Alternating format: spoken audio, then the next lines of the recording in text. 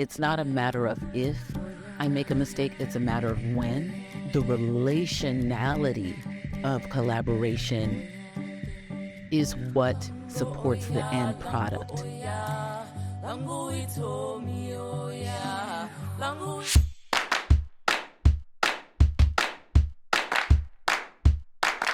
Welcome to the Speaking for Profit podcast. I'm Evolve Benton, the Speaking for Profit coach.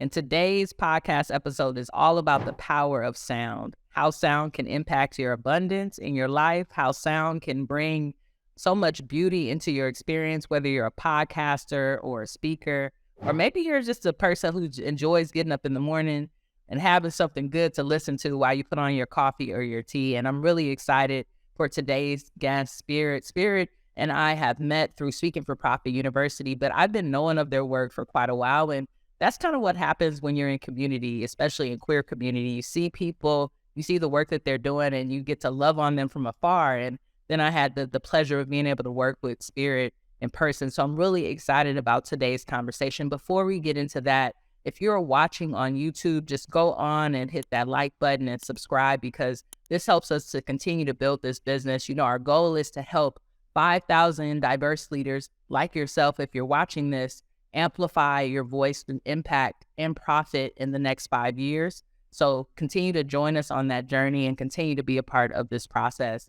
I also want to shout out anyone who is really having a great time with their mother this time of the year. I know that we're near Mother's Day, and I really want to shout out all the biological mothers, or just all the mother energy that we have out there. And I want to send a special shout out to my mother, Martha Net Roundtree. She actually passed away when I was 21 years old, but I feel that her spirit is so much here now in the present, especially as we celebrate this holiday. So whether you're celebrating someone that's here or someone who has that mother energy, I just hope that you have a good time celebrating someone, or even celebrating yourself, because we all have that nurture in us deep down inside. So welcome to Speaking for Profit podcast. I'm going to bring Spirit on so we can get into sound. And again, thank you so much for being here. Spirit, welcome. Thank you so much for having me, Evolve. Thank you so much for being here. So Spirit, I don't even know this about you. So I'm going to ask you a question I don't know about you first, right? Tell me a little bit about, one, the name Spirit, and where this powerful spirit was birthed. Oh my goodness. So this name Spirit, the beauty, you mentioned queer spaces, like the beauty of our community. So I was in a community that was being held by young folks from Breakout in New Orleans, Louisiana, and they asked about pronouns, and it was my first time hearing about in that way, because pronouns have been around forever. And I was like, ooh.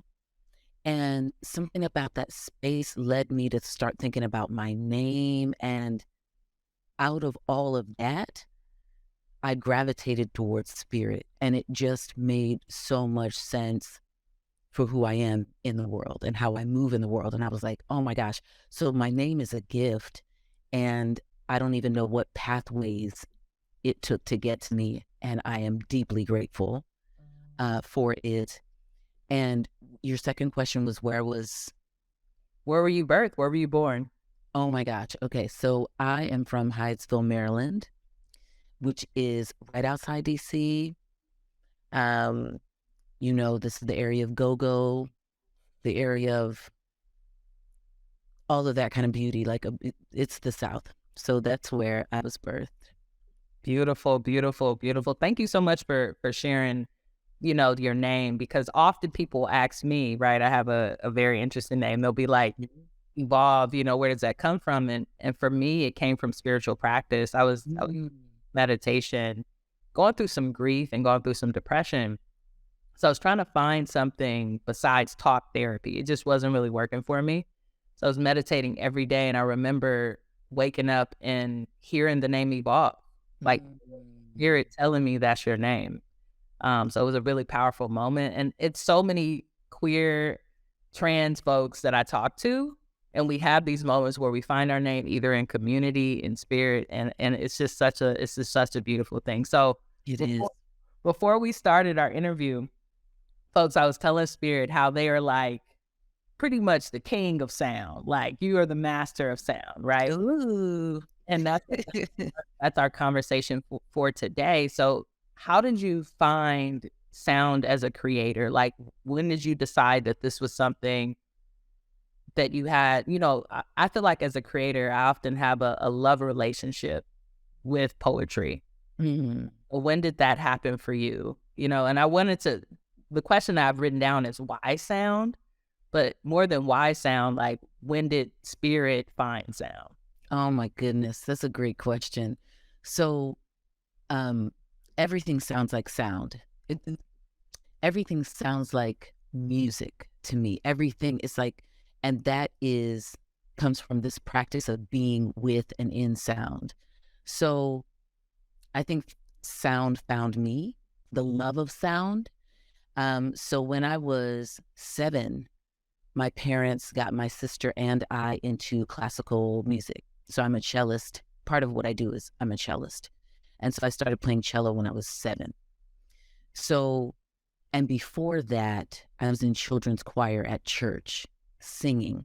So, right. So sound found me, and the love of sound was in me very early. I remember being embarrassed by being in orchestra, and I would be moving, right? Orchestra, I would be like if there was a do, do, do, do, do, like my body would I'd be behind my cello, like anticipating do, do, do, do, do, right? Because it's the embodiment of sound, right? It's not just coming from the instrument, you're playing the instrument. And so just the drama and be like, duh, duh, if something was like, I don't know, it would just be a whole dance of me with the sound. And, afterwards people be like, oh my gosh, you were moving so much. I saw you were dancing around. And I would be mortified because who wants to stand out like that at a young age? Uh, but that just underscores how much sound found me and is in me.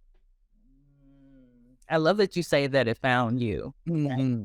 'Cause I find that when things find us, it's a lot easier for us to do them. And as you know, one of the things I preach to all of y'all, and speaking for profit, is that we want to do things that are easeful. If we Mm-hmm. can find a way to make profit and prophecy, right? Like live our dreams through Yes. simple practices, Yes. then it makes it easier for us, but it also makes it easier for our clients. So how have you been able to utilize sound in your work as a business creator, right? Because that's you're creative, but you're a part of the creator economy that everyone is Right. talking about, right, on social media right now.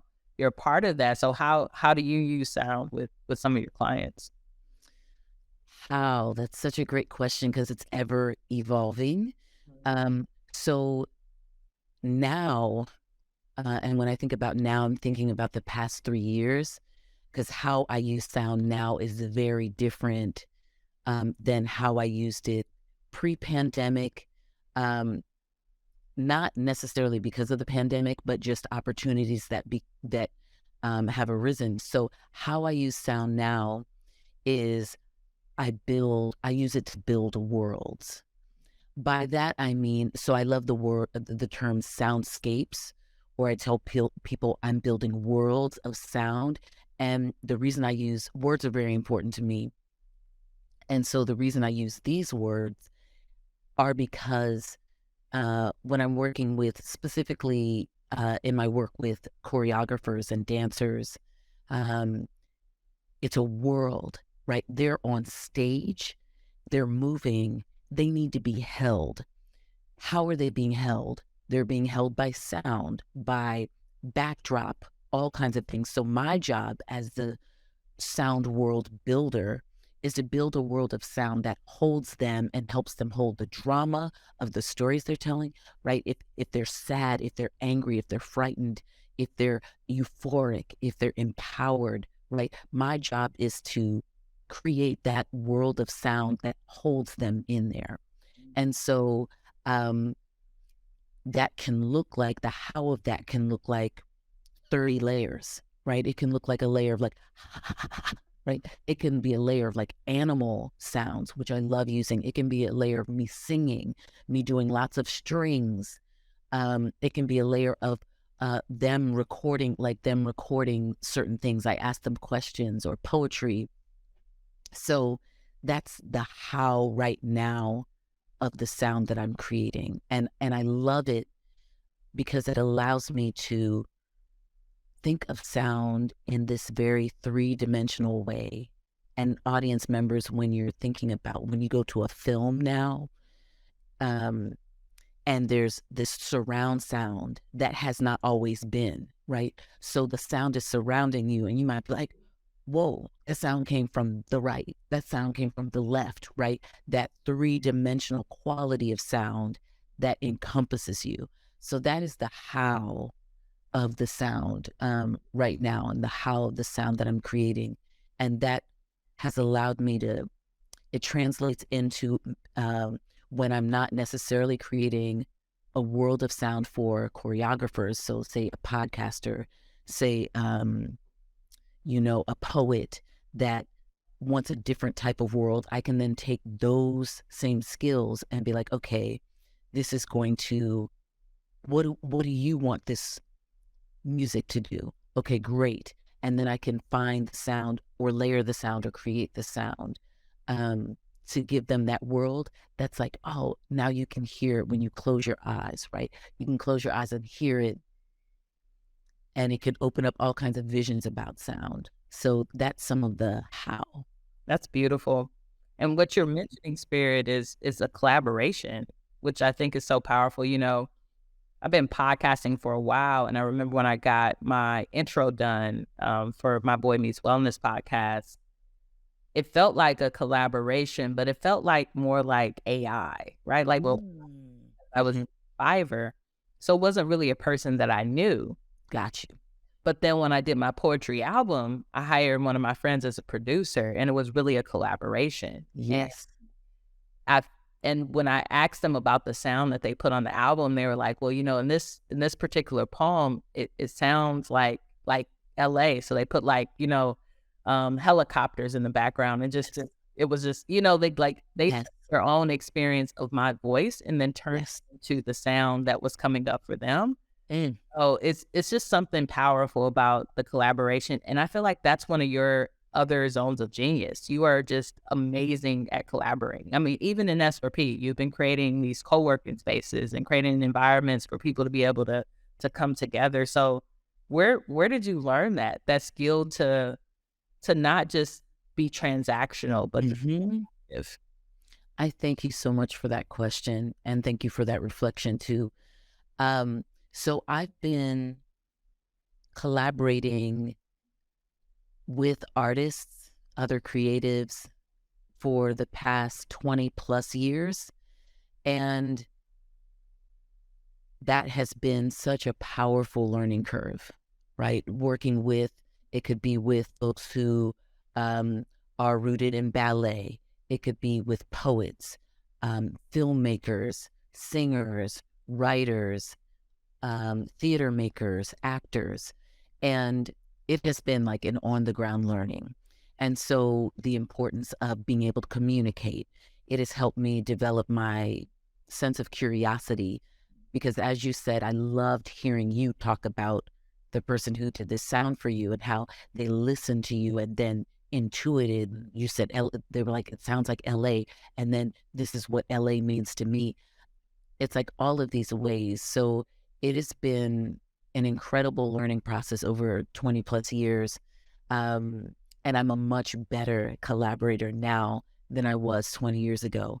And part of my work is to share this knowledge with would-be collaborators or current collaborators or professors, creatives, folks that want to collaborate and want to do it well, right? Because the relationality of collaboration is what supports the end product or the end goal, right?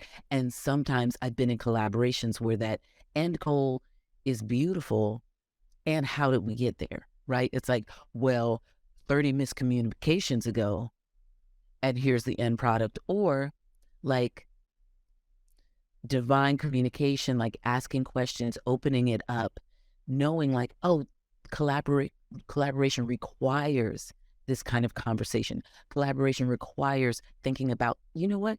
Did we think about how this new collaborator is entering into our space that we've developed? Have we been like, how are you?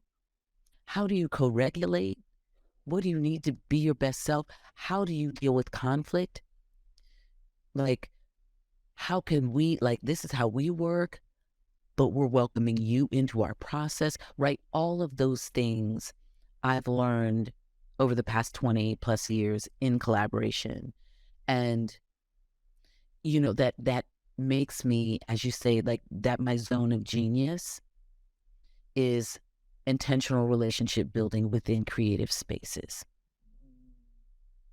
Yeah. And that's your powerhouse, right? And I love that you mentioned the time, because I think that we live in a time now where people are very transactional. Mm-hmm. We have social media, we got robots. I mean, we got things moving so quickly where people don't understand some of these interpersonal skills we learn, but it takes time and it takes Yes. and it takes failure, right? And takes celebration. Yes. So I really want folks who are listening to really take that collaboration does not happen overnight. No. It's a long-term game. Yes. And be okay with making mistakes around that as well, because, there's some people I've collaborated with where I'm like, now I would never Right. Right. to learn that. You don't 100%. until you try. And I think that sometimes entrepreneurs, creators can be really afraid to collaborate because they don't want to mess things up. And, Yes. we know how I am. Done is better than perfect. Right. And you're going to mess things up. And I'm glad you bring this up, Evolve, because part of the work that I do is helping collaborators, would-be collaborators, folks, and it could be folks that have done collaboration before, or folks that are new to collaboration, or folks that really want to think about, is collaboration something I want to do? They can hire me. I can come speak to them. I can speak to their communities, to their students. We can do a workshop. And what it helps do is give them some of the tools that I have that I've gleaned over 20 plus years, because maybe you don't want to engage in 20 plus years. Maybe you're like, I actually don't have that time. It's like, that is great. Come see me because I've done it. I got it. I can synthesize it and share it with you so that you can move forward in your collaborations with some of Spirit's 20 plus years, right? Like, you don't have to, right? So that then some of those mistakes you don't have to make, or you can make those mistakes even better, right? You can make those mistakes and be like, oh, we made this mistake after utilizing some of Spirit's wisdom. So with this training, right, with getting this knowledge from me, people can avoid some of the pitfalls of collaboration, because it's not a matter of if I make a mistake, it's a matter of when, which is actually more grace, right? It's more grace and it's more loving to be like, you know what? When I make a mistake, I have this whole interweb of process. I can go to this. Oh, you know what? When I make a mistake, I can go to Spirit's cheat sheet that they shared with me about my collaborative pro tips. I can go to that sheet and be like, you know what? Right. We talked about how do we co-regulate. And folks can already know, when I make a mistake, can I reach out to you directly? Of course you can, because we talked about this in our collaborative process, right? When you make a mistake, you know that you can come to me. I will not be offended. I will apologize. I will be ready. This is how I apologize. I know the anatomy of apology. I will hit you with it, right? It's like, because it's not a matter of if, it's a matter of when. And so folks that work with me can get that experience. They can learn about it for their students. And maybe they've been collaborating for a long time as the person who invites the collaborator in.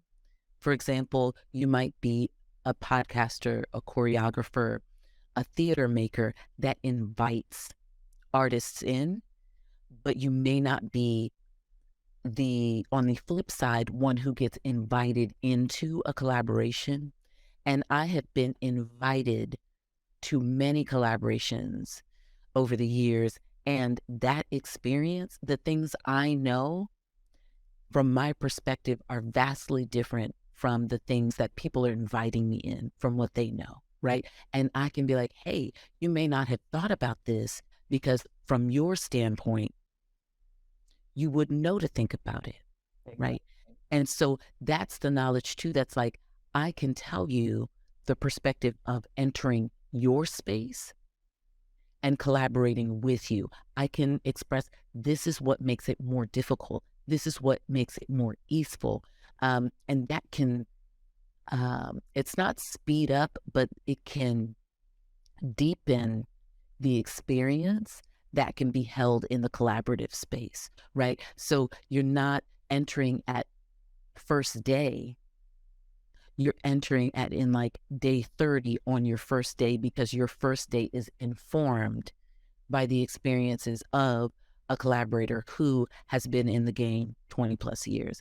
And that right there, I'm It's telling you, priceless, right? Because oftentimes so many, especially art programs, theater programs, they invest in networking.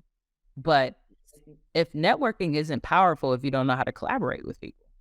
yes, You can build a network, a list of people. You can have a Rolodex of people. You can know people and people can know yes, you, but you can still have very surface level relationships that don't yes, allow you, like you say, to go deep and to really do some deep work. So yes. that y'all, go on and get on Spirit's calendar. If you Yes. playing, why you playing? Go on and get on that calendar and have at least have a conversation about how that might be useful. And this particularly, I want you to think about, folks, if you're listening to this and maybe you want to work with more people. Maybe you got a podcast and you want to do more interviews, but you're not sure how to reach out to people. That's a collaborative process.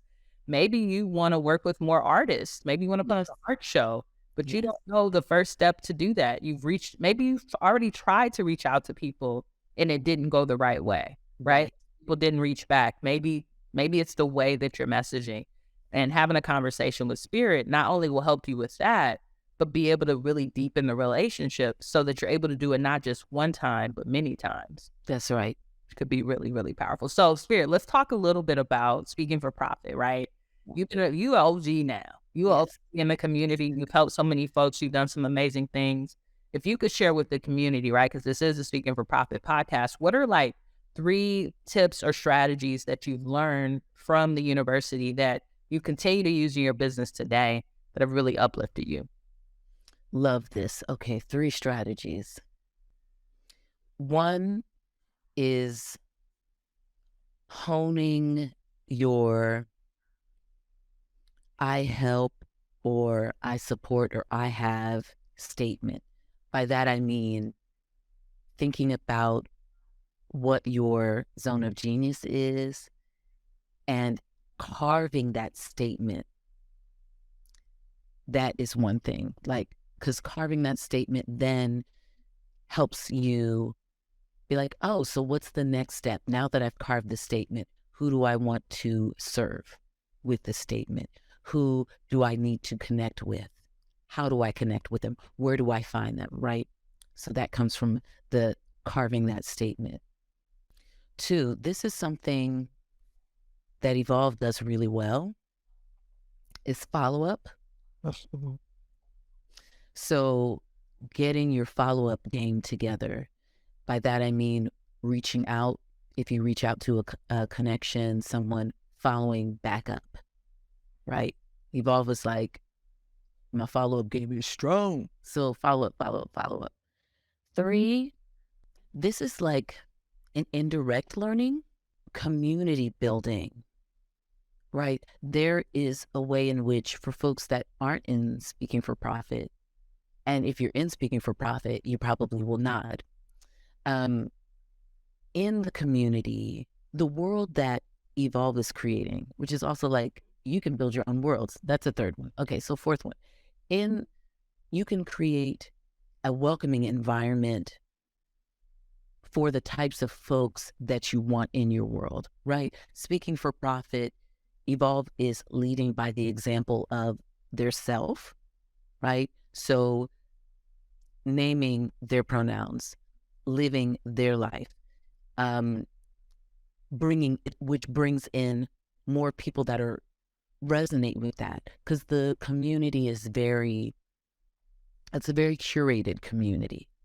And I see myself more in that space than I have in many spaces, right? I don't look around the room and be like, where am I? Who are these folks? It's like these folks have been drawn to evolve, um, right? And that's a series of your messaging, your personhood, the ways that you then hold the space. And I've also seen the continual crafting of the space, because the space changes, but and that's just like the clarity of vision for the space. So that's the fourth thing. It's like building community. You can do this work and you needn't be alone. So how are you building that, right? How are you calling forth? So four things. Well, thank you for the affirmation. You're I was welcome. talking to someone recently about that's what I love about being an entrepreneur. I get to choose who I want to be around. Yeah. So there's some things that I don't love about being an entrepreneur that could be a little too challenging. But one of the beautiful things is being able, and I never looked at it that way, of curating a community, right? Like, and I think that that's what's beautiful about your work, Spirit, right? You bring the artistry and the sound into everything. So I might just say, hey, I'm just, I'm bringing some folks together. And you said curating community. That's just, it's way better. It's just, let's get into some of your sound, right? And what I would love, right? I'm gonna play actually for folks to hear. I want to play this one that you shared with me, which is Oya. And Spirit, I want to play it, and I want to kind of like put the camera on you to kind of see how the sound feels, and then I would love after that for you to just take us a little bit through your creative process of how you've created it. You cool with that? Yes, 100%. We're gonna have like a jam session if that makes sense. Love it. Okay, cool. All right, so Oya by Spirit.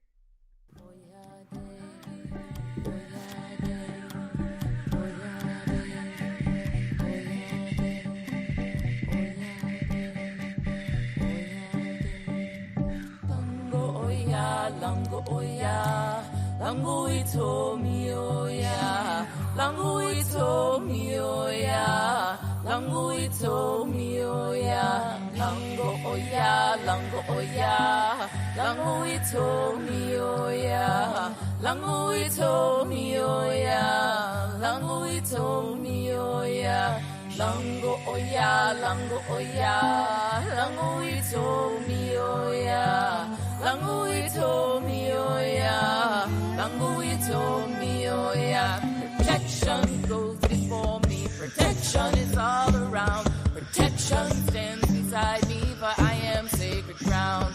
Protection goes before me, protection is all around. Protection stands beside me, for I am sacred ground.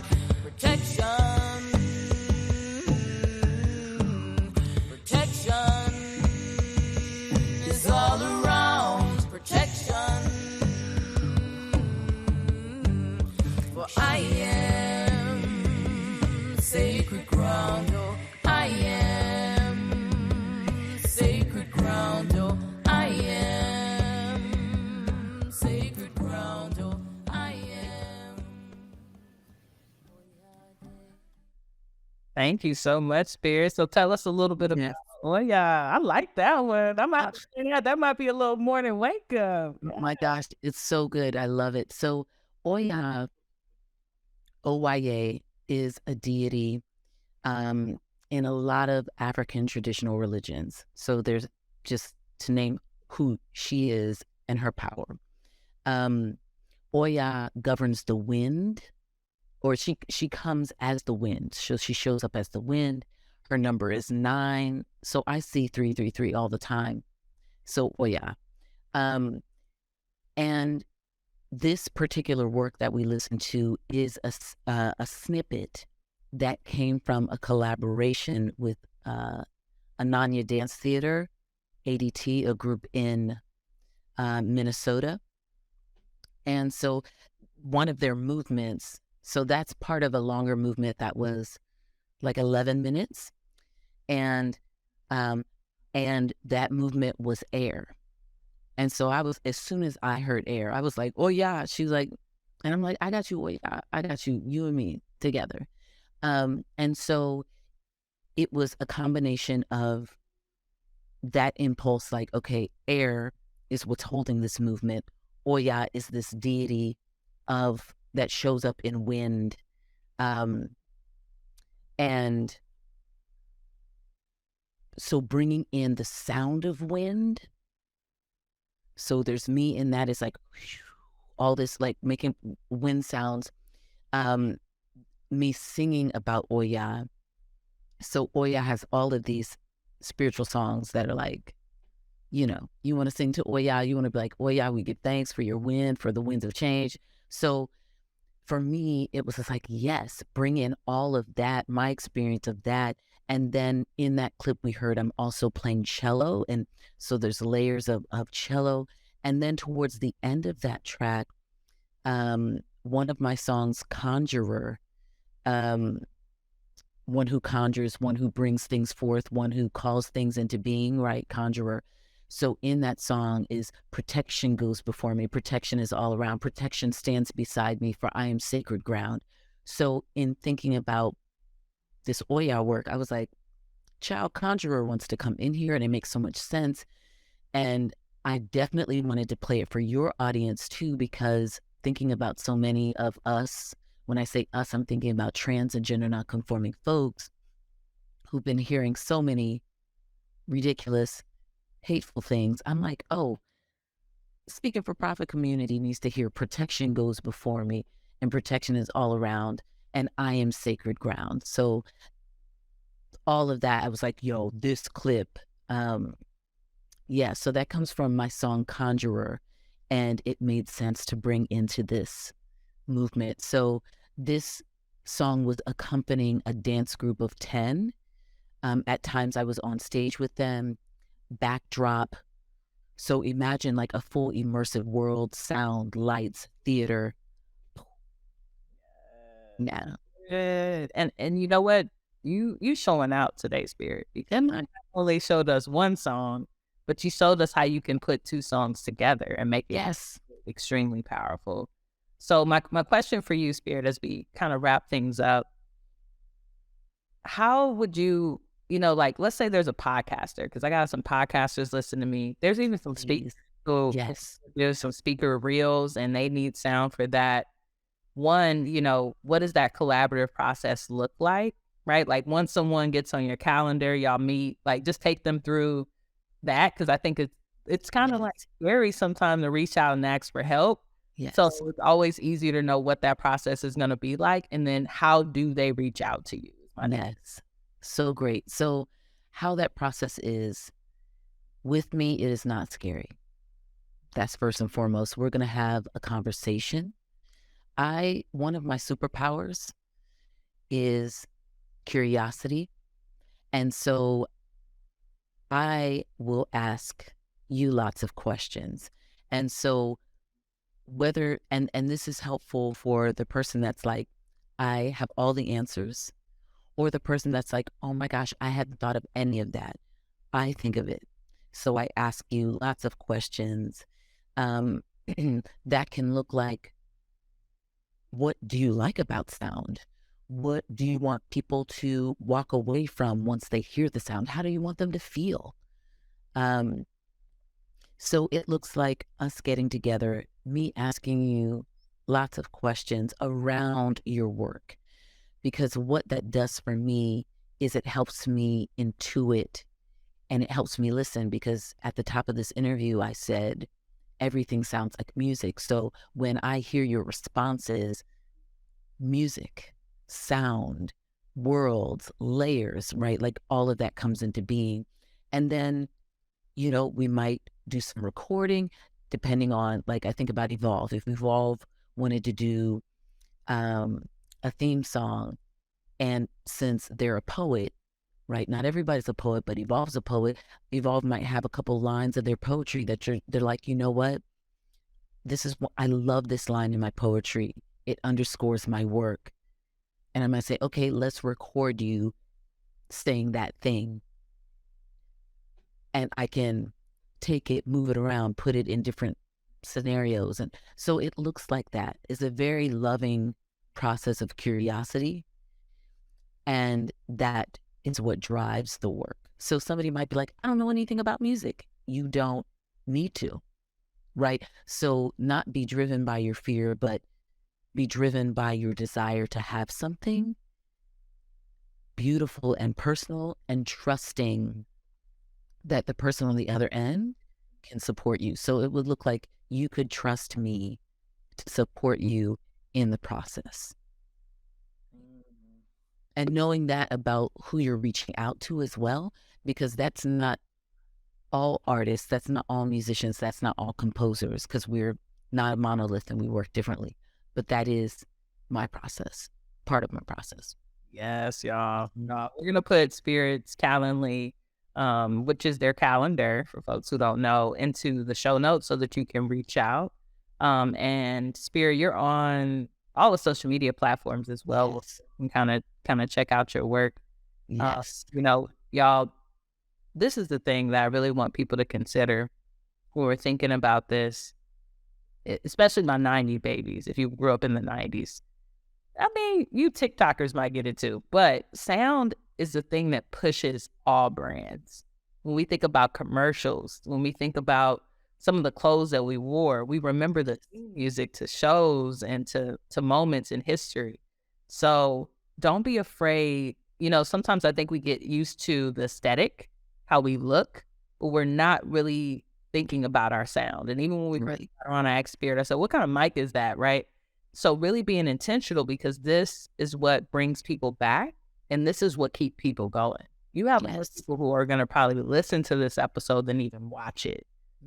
So the power of sound is just something that we all should commit to as business owners and entrepreneurs, and making sure that we have clarity in our sound. Yes. The folks who need to hear our message are able to hear that. But Spirit, this has been powerful. I want to bring Yes, please bring me back. I'm already thinking like maybe we could do like almost like a creative panel, like have someone who's in the sound, have someone who's in the lights, have someone, right? And really Yes. about like what's the process of collaboration. I think that could be a really cool conversation. Anything you want to share with the audience before we wrap up? One last thing. I like how you were talking about sound and brand, and thinking about how sound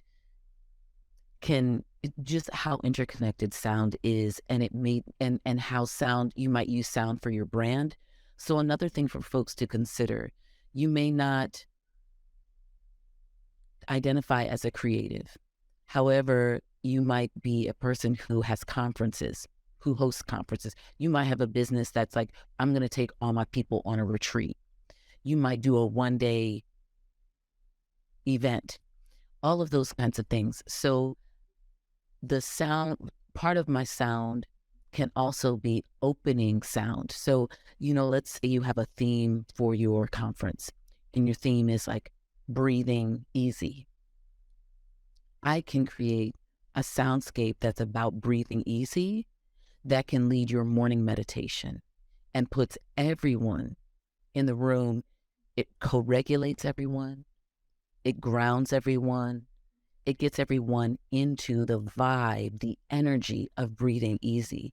And from that place, at the start of the day, at the start of your retreat, that's where you're starting from, right? You don't have to get there. You start in the sound. And the way that sound is so magical and so powerful that it can do years worth of work in 5 minutes, 10 minutes, right? And that's something you could then bring back to break. Okay, we're going back into break. We're going back to our soundscape of remember, breathe easy, right? It can close out the day. Remember, breathe easy. So just as you were talking about sound, it reminded me of that aspect. So that's how you can be utilizing these sound compositions as well. And it can just really support your business in ways that you can't even really imagine. Yes, y'all, there's no limitation here when it comes to spirit, and the amazing ways that you can work with them. So be sure to look in those show notes, hit Spirit up, connect, hold the space. And we just want to thank you again. Thank you so much for joining us on the Speaking for Profit podcast. Make sure you like and subscribe this channel. And until the next time, peace, y'all. Peace.